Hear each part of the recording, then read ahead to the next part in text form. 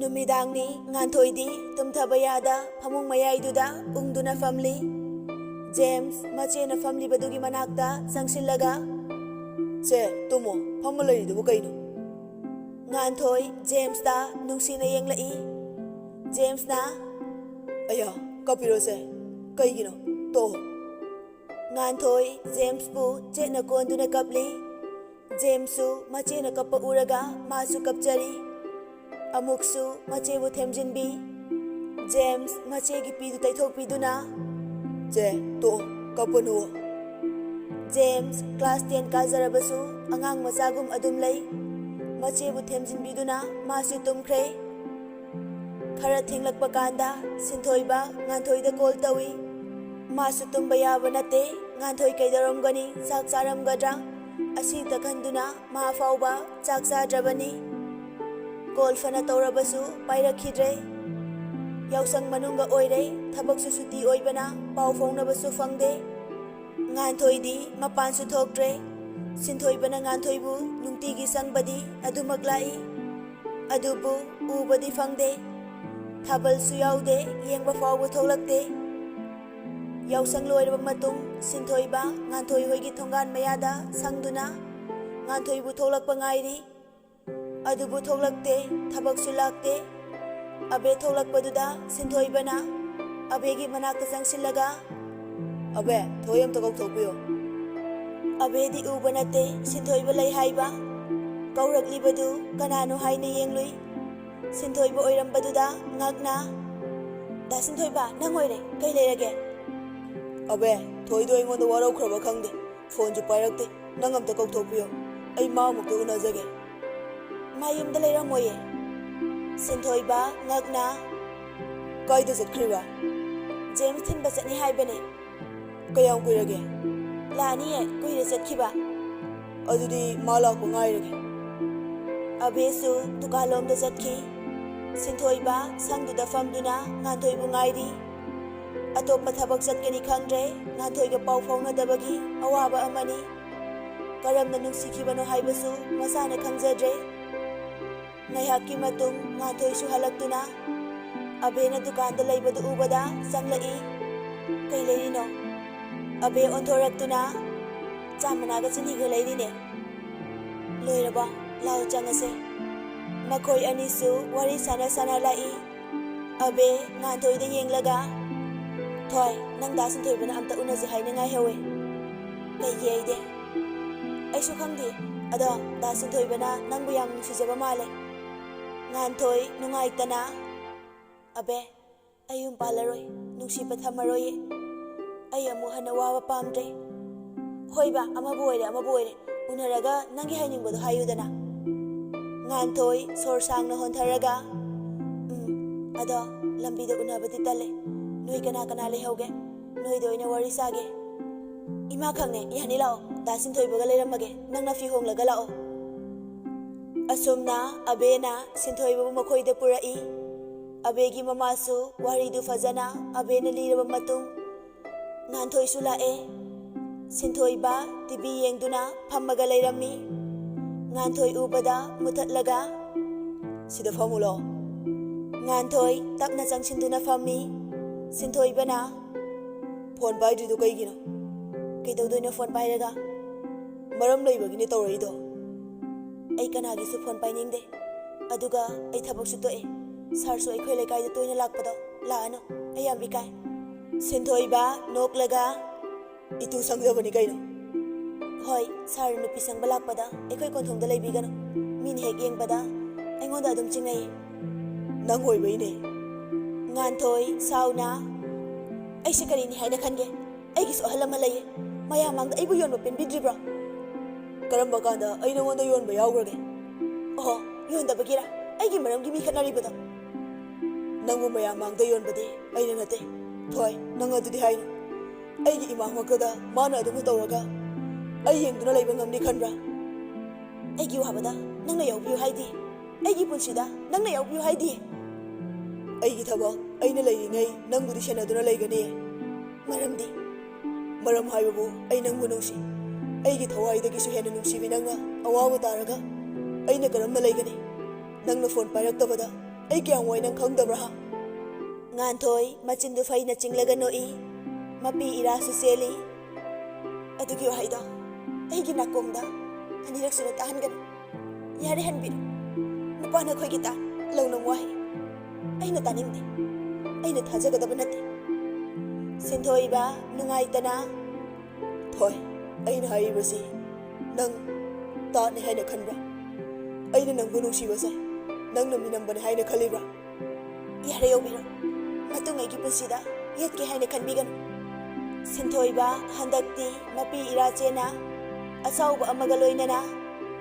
ꯃꯤ ꯑꯃꯅ ꯇꯧꯔꯦꯅ ꯃꯌꯥꯝ ꯄꯨꯝꯅꯃꯛ ꯇꯧꯔꯝꯒꯗ꯭ꯔꯥ? ꯃꯥꯅ ꯐꯠꯇ꯭ꯔꯒ ꯏꯆꯝ ꯆꯝꯅ ꯂꯩꯖꯕ ꯀꯌꯥꯒꯤ ꯊꯃꯣꯏꯗꯤ ꯅꯪꯅ ꯈꯪꯕ꯭ꯔꯣ? ꯃꯥ ꯐꯠꯇ꯭ꯔꯦꯅ ꯑꯩꯕꯨꯁꯨ ꯃꯥꯒꯨꯝꯕ ꯁꯥꯒꯤ ꯀꯣꯛ ꯄꯥꯟꯕꯅ ꯁꯤꯔꯣ? ꯑꯃꯨꯛ ꯈꯔ ꯇꯞꯊꯔꯒ, ꯅꯪꯅ ꯃꯉꯣꯟꯗ ꯅꯨꯡꯁꯤꯕꯒꯨꯝ ꯑꯩꯉꯣꯟꯗꯁꯨ ꯅꯨꯡꯁꯤꯕ ꯃꯆꯦꯠ ꯑꯃꯠꯇ ꯄꯤꯕꯤꯌꯨ ꯀꯩꯗꯧꯕꯒꯤ ꯊꯣꯏ? ꯉꯥꯟꯊꯣꯏꯒꯤ ꯊꯃꯣꯏ ꯅꯨꯡꯒꯨꯝꯅ ꯀꯟꯈ꯭ꯔꯦ꯫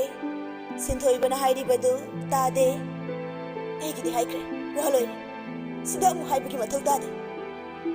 ꯑꯁꯤ ꯍꯥꯏꯔꯝꯃꯒ ꯊꯣꯛꯈ꯭ꯔꯦ꯫ ꯁꯤꯟꯊꯣꯏꯕ ꯎꯄꯥꯏ ꯂꯩꯇ꯭ꯔꯕ ꯄꯥꯡꯗꯕ ꯑꯃꯒꯨꯝ ꯇꯨꯃꯤꯟꯅ ꯌꯦꯡꯗꯨꯅ ꯂꯩꯔꯤ꯫ ꯑꯕꯦ ꯆꯪꯂꯛꯄꯗ ꯁꯤꯟꯊꯣꯏꯕꯒꯤ ꯃꯇꯧ ꯎꯕꯗ ꯅꯨꯡꯉꯥꯏꯇꯕ ꯐꯥꯎꯏ꯫ ꯗꯥ ꯁꯤꯟꯊꯣꯏꯕ, ꯊꯦꯡꯉꯦ, ꯍꯟꯅꯕ ꯇꯧꯔꯣ, ꯑꯩ ꯊꯣꯏꯗ ꯐꯖꯅ ꯍꯥꯏꯒꯦ꯫ ꯁꯤꯟꯊꯣꯏꯕ ꯑꯕꯦꯗ ꯑꯣꯟꯁꯤꯟꯗꯨꯅ, ꯑꯕꯦ, ꯅꯪ ꯑꯝꯇ ꯃꯇꯦꯡ ꯄꯥꯡꯕꯤꯌꯨ꯫ ꯊꯣꯏꯗꯣ ꯑꯩꯉꯣꯟꯗ ꯌꯥꯝ ꯋꯥꯔꯧꯈ꯭ꯔꯦ꯫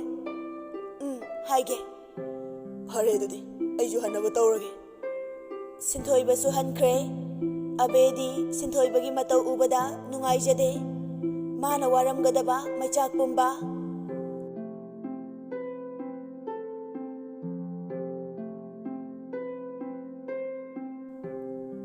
ꯍꯞꯇꯥ ꯑꯃꯒꯤ ꯃꯇꯨꯡꯅꯤ꯫ ꯕꯦꯝꯃ ꯉꯥꯟꯊꯣꯏꯒꯤ ꯀꯥꯗ ꯂꯥꯛꯇꯨꯅ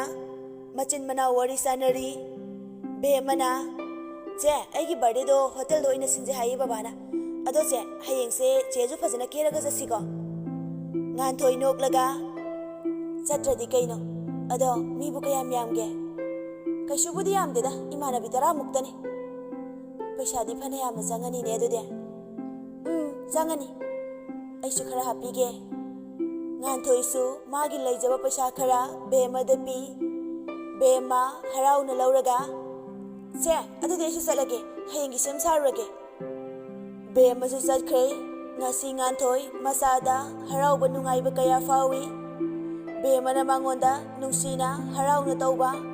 ꯉꯁꯤꯅ ꯑꯍꯥꯟꯕꯅꯤ ꯎꯔꯤꯕ꯫ ꯉꯥꯟꯊꯣꯏ ꯊꯃꯣꯏ ꯄꯦꯟꯅ ꯅꯣꯛꯆꯩ꯫ ꯕꯥꯔꯗꯦ ꯅꯨꯃꯤꯠꯀꯤ ꯅꯨꯃꯤꯗꯥꯡ ꯋꯥꯏꯔꯝꯅꯤ꯫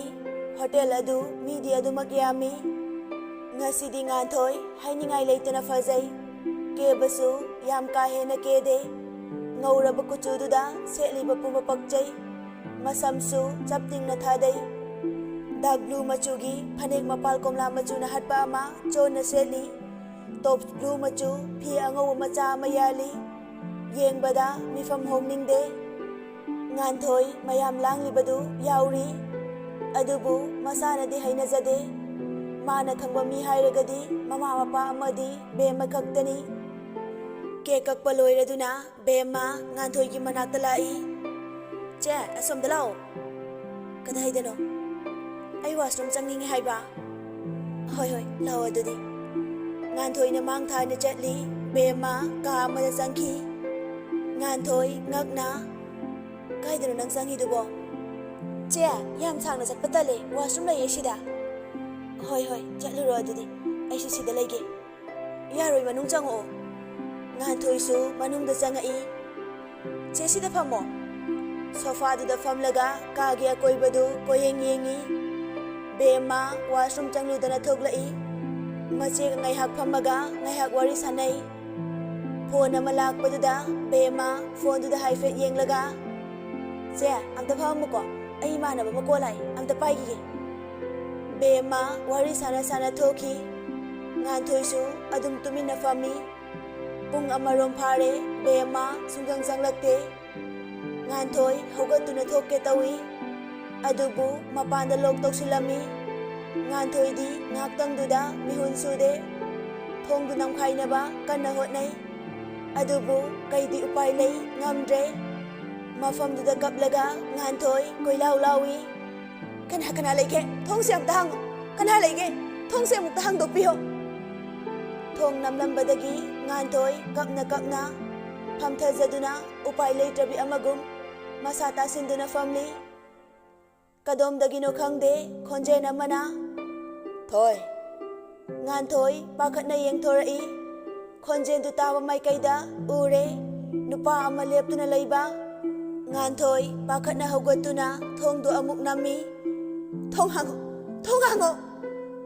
ngamba tapna nganthoi gi manakta somjang silai nganthoi na changsilakano ngamba noklaga aina nang ginana ka sanglaktrabasu nang aina nga si sielawani karata ni mafam sida thong su mapan dalon gre nang kai siane aina haiba yardi si thokidra nganthoi sauna nupi hangang leiraba nangna aigi famda asuk yamna yelisi kaigino aina noida kari lanba yaukrabage ngamba machin faina noi lan daba ai khangde ai nang munuksi nang na soibu nuksi ba natro ai nang nuksi ai nang butu kache nuksi nang na ai nuksi bagi ai gi imang maktada atop na piya magalhong bangamba nang gi tamoido ai manuksi bagi khudamla adudi imana mo puro haiman bagi ai o milabu lawbane nganthoi mapi sule palaitana sintharai adubu pirahanglakta haife noklaga oh imana mau pami haiba adudi aina yumdugi mahoiba matik chade sinatra imungdugi mahoibada matik chadrabi aina karigi ngasi amu ai buloge khaliba nangi karamba wakhal laibagino nang matamduda yumda leibra ha tha mu khakni hairaga tha kayano nang naiga pau hongnadaba ai waram loi khanbra taningdi ai nangi longno mo haida pangthagadaba nate nangna honglakliba mo ai khangdaba nate aina kari hongliba nasana tawba thabak nasana khangde thoi haibadagi helamdaba nangna aina phone tawbada kai leiraba haiba wahai ase nangi nafamdagi ai tattana taba phangi mase ai bu nuksibagiro ai yumda leye khanglabasu nongmata thoi haina haibirak aduga haujikna kari ngamba wa mayam du leithoklaga adu ada ai khangde ai nang nungsi ngasi numi sidane ai nang ngarakpa adu bu ngasi de nang ai yo herane nganthoi sauna thongsi hango yam tuna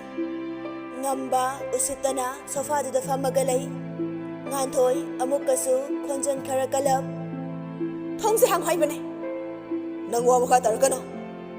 nganthoi amuk sukaptuna thongsi amuk hangbiyo haibane nganthoi na phana haijarabasu upai leikhide somdana birthday losilakpagiduda bema mama machadu chatnaba thoglai ibemana yadi yarni ko amado bemana yarni laoima hayeng haido balani mama machadu nok tana thoglai thongjin kan thorakpaga nupa ama phatlep silai bema mama machadu khangprei khangi nupa adu yenglubada pakhatpana loire anima sinthoi thawa sadana bemada yenglaga thoide bema khumpham khangda koilai leiduna khangi adubu ibemana yam haisingna madi ngasi haudie masa nungaiti haidana yumda lehobani ne sinthoi nokfe tawraga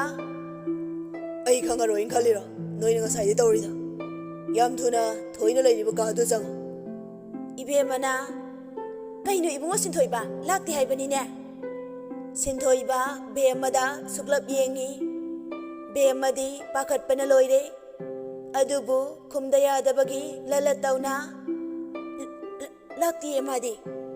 sinthoi bana senge ko senge lakti sinthoi wa makha taramdana thoki madu ubada mama machadu sor sangna hondoklaga nokfe tawraga kumtharai yum yorabada ibemana kamthawiye ichagi ningba thungledana ngasidi bemasu noksaduna aina sinbanidana aina ningibadi hongde aigi mayokte lepadi aigi yugun khanglamani Mama macha nok noktana wari sanaringai mapandagi ahauba khonjenda Kana kana lagi yumsibo? Bema tholak-tuna yengi leiramliba misaktu ubada pakhatpana masadu loire amuksu sauningi Sinthoiba Bemagi manakta sangduna Bemabu laktana jingthorai Sinthoiba maya chiklaga yam sauna Nang ngasai thoi lakte haidai. Bema usitana kaidorage do Sinthoiba sauna Aduga ka amada thonglo silaga thamiba kaigi. Aidi thonglo silaga thamamdena mana maram chatludabagi nupana hagalamina boiramni Nontaduna leiramba nganthoi sauna jangsilakduna Bemagi mamaiduda khupakna thai Aduk minamba. Aina inauni khalaga. Nang na ibo. Nachini haina khanba ngamdaba. Nang bu karamba mino ha. Nang na sa nupi na tabra hayo. Nang na sa nupi na tabra. Ibema ngasaidagi tholaktrabasu loina taribani Bema phukibaduda sauningna nganthoi tamna chansilai nganthoi bu phuge haina makut thangalakpadu Sinthoibana faduna Kai waram giro. Nang na mafudo siya. Ibema sauna Ma gumbilam jasara amana. Aigi isa da kuthabra yabra. Sinthoiba karemnana Thoi lam jasara ni haibadi kana hairi. Nupa do laitudi nasa sindi na kolaga laiba haidro. Mi hi nupa mulaga nangi sari do ikaidro. Aduga thoi gi kari maduk laidana Bema da kuthari no haiba. Mase magiyo. Magiyo ni magi kusini. Bema sauna Sinthoibada onsilaga Nang kana ni bai toke. Nang na hamdala ide. Sinthoiba thawasadana CM chaladi bodyguard yawu taba. kana gi bodyguard kana gi sia Sinthoiba noklaga Nakhoi imungda lai haijariba. Bema noklaga adudi ekhoi mungi oradi ai tare ni CM se Sinthoiba amukasu noklaga CM ga jo ni gira. Hoi, haibi ge da zo. Noina fanama thoibu mangna basilasu. Magi matungda aina ina duna sali haibase. Nakhoi napunsi gi kawgunu khangaba.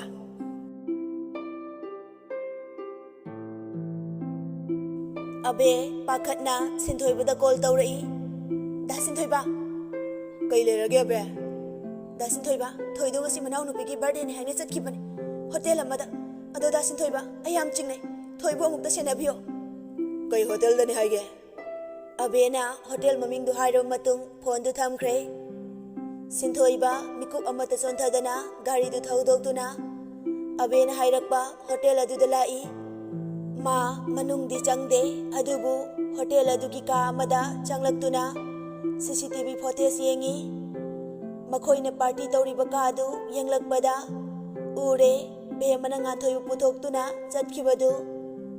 Makhoi anina chatkhiba maikaidu tanaduna adumak yengi ngaihak leiraga Bema phone da wari saraga thoki kadusu mapandagi lok toksilami Sinthoiba masadu sauning bana loire adubu yenglage haina ngaihak adum yengi akonbada Sinthoiba sauningna chatke haina tholakpada mama masadu thengnabani makhoi chatkhraga Sinthoiba nganthoina leiriba kadu tamna chatuna thong du hang do i ngambana noklaga sofa du da phone melaga leirami nganthoina ngambagi manakta leptuna thong hango haiduna kaptuna haijari Sinthoiba nganthoina kappadu uraga sauna jangsinduna ngambabu nakcheptagi kaurai ngamba makhada sitlaga tai nganthoisu kina Sinthoibagi marumda leptuna lei Sinthoiba sauna amu ngambabu furit paiduna singkhatli Aina kai haraba natra ngonda. Adu maktada. Nang ngai bu sute natra. ngambana amu Sinthoibabu kauthorai Sinthoiba maning khitang hali adubu amu nungsitki mamang thaduna Sinthoibana ngambabu konjilaga namsinduna fuba hawi Sinthoibadi masa faba wang chawbanina adum laina ngambabu fure ngambadi masa phawba lengba ngamdre Sinthoibana police kauduna ngambabu sinaramlaga nganthoi bu puduna lai ꯁꯤꯟꯊꯣꯏꯕꯒꯤ ꯋꯥꯍꯩꯗꯨ ꯇꯥꯔꯒ ꯉꯥꯟꯊꯣꯏꯗꯤ ꯃꯥꯒꯤ ꯃꯇꯥꯔꯣꯏ ꯑꯕꯦꯕꯨ ꯅꯨꯡꯁꯤꯕ ꯑꯁꯨꯝ ꯍꯦꯜꯂꯛꯏ꯫ ꯉꯥꯏꯍꯥꯛ ꯂꯩꯔꯒ ꯑꯕꯦꯁꯨ ꯕꯦꯝꯃ ꯍꯣꯏꯗ ꯂꯥꯛꯇꯨꯅ ꯉꯥꯟꯊꯣꯏꯒ ꯁꯤꯟꯊꯣꯏꯕꯒ ꯂꯩꯔꯝꯕꯗꯨꯗ ꯑꯕꯦ ꯉꯥꯟꯊꯣꯏꯒꯤ ꯃꯅꯥꯛꯇ ꯆꯪꯁꯤꯜꯂꯤ꯫ ꯊꯣꯏ, ꯅꯪ ꯀꯩꯁꯨ ꯇꯧꯗꯕ ꯅꯠꯇ꯭ꯔꯣ? ꯉꯥꯟꯊꯣꯏ ꯍꯟꯗꯛꯇꯤ ꯑꯕꯦꯒꯤ ꯋꯥꯍꯩ ꯇꯥꯔꯒ ꯃꯣꯃꯣ ꯅꯣꯛꯂꯗꯨꯅ ꯀꯩꯁꯨ ꯇꯧꯗ꯭ꯔꯦ꯫ ꯑꯕꯦꯅ ꯗꯥ ꯁꯤꯟꯊꯣꯏꯕꯕꯨ ꯑꯩꯅ ꯍꯥꯏꯅꯤꯡꯉꯥꯏ ꯂꯩꯇꯅ ꯊꯥꯒꯠꯆꯔꯤ, ꯑꯩꯒꯤ ꯏꯇꯥꯕꯨ ꯑꯁꯣꯏ ꯑꯉꯥꯝ ꯌꯥꯎꯗꯅ ꯄꯨꯕꯤꯔꯛꯄꯒꯤ꯫ ꯁꯤꯟꯊꯣꯏꯕ ꯅꯣꯛꯐꯦꯠ ꯇꯧꯔꯒ ꯅꯪ ꯅꯇꯥꯁꯤ ꯉꯁꯤꯗꯒꯤ ꯂꯩꯁꯥꯐꯝ ꯍꯥꯏꯗꯣꯛꯍꯟꯒꯦ꯫ ꯉꯥꯟꯊꯣꯏꯒ ꯑꯕꯦꯒꯁꯨ ꯁꯤꯟꯊꯣꯏꯕꯗ ꯉꯛꯅ ꯌꯦꯡꯉꯤ꯫ ꯏꯕꯦꯝꯃꯅ ꯑꯍꯜ ꯑꯃ ꯂꯩꯔꯤꯁꯦ ꯀꯔꯤꯅꯤ ꯍꯥꯏꯅ ꯈꯟꯒꯦ ꯅꯣꯏ ꯍꯥ? ꯁꯤꯟꯊꯣꯏꯕꯅ ꯅꯪꯕꯨ ꯑꯍꯜꯂꯣ ꯍꯥꯏꯁꯦ? ꯑꯩꯗꯤ ꯖꯨꯗ ꯂꯩꯕ ꯂꯝꯑꯣꯛ ꯃꯥꯜꯂꯨꯔꯦ ꯅꯁꯛꯇꯨꯒ꯫ ꯏꯕꯦꯝꯃꯅ ꯅꯪꯒꯤꯁꯦ ꯃꯤ ꯎꯁꯤꯠꯇ꯭ꯔꯤꯕ ꯍꯥꯏꯕꯗꯨꯔꯣ ꯍꯥ? ꯄꯨꯂꯤꯁ ꯇꯥꯛꯂꯒ ꯅꯅꯝꯗꯨ ꯇꯦꯛꯀꯩ ꯐꯨꯗꯠꯍꯜꯂꯨꯔꯣ ꯍꯥ? ꯄꯨꯂꯤꯁ ꯑꯃ ꯍꯦꯔꯣꯗꯨꯁꯨꯅꯦ ꯑꯥꯗ ꯂꯩꯍꯧꯏ, ꯄꯨꯂꯞ ꯂꯩꯃꯤꯟꯅꯔꯨꯔꯒꯦ ꯍꯥꯏꯕ꯭ꯔꯣ ꯅꯣꯏ ꯑꯍꯨꯝ? ꯏꯕꯦꯝꯃ ꯇꯨꯃꯤꯟꯅ ꯂꯩꯈ꯭ꯔꯦ꯫ ꯁꯤꯟꯊꯣꯏꯕ ꯑꯕꯦꯗ ꯑꯣꯟꯁꯤꯜꯂꯒ ꯊꯤꯟꯗꯣꯛꯑ ꯂꯥꯛꯑꯣ ꯆꯠꯂꯒꯦꯗꯅ꯫ ꯑꯕꯦ ꯅꯣꯛꯂꯒ ꯍꯩꯃꯥ, ꯑꯩꯗꯤ ꯏꯀꯥꯎ ꯀꯥꯎꯏ ꯂꯥꯡꯂꯤꯀꯥꯟꯗ ꯀꯔꯤꯝꯇꯁꯨ ꯄꯤꯖꯍꯧꯗ꯭ꯔꯦ, ꯀꯃꯥꯏꯅ ꯇꯧꯅꯤ? ꯁꯤꯟꯊꯣꯏꯕ ꯉꯥꯡꯗꯅ ꯊꯣꯛꯈꯤ꯫ ꯂꯥꯛꯑꯣꯗ, ꯀꯔꯤꯝ ꯄꯤꯖꯗ꯭ꯔꯁꯨ ꯀꯥꯏꯗꯦꯗ꯫ ꯑꯕꯦꯒ ꯉꯥꯟꯊꯣꯏꯒꯁꯨ ꯁꯤꯟꯊꯣꯏꯕꯒꯤ ꯇꯨꯡ ꯏꯟꯅꯈꯤ꯫ ꯕꯦꯝꯃꯒ ꯏꯕꯦꯝꯃꯒꯗꯤ ꯁꯥꯎꯅ ꯌꯦꯡꯗꯨꯅ ꯂꯩ꯫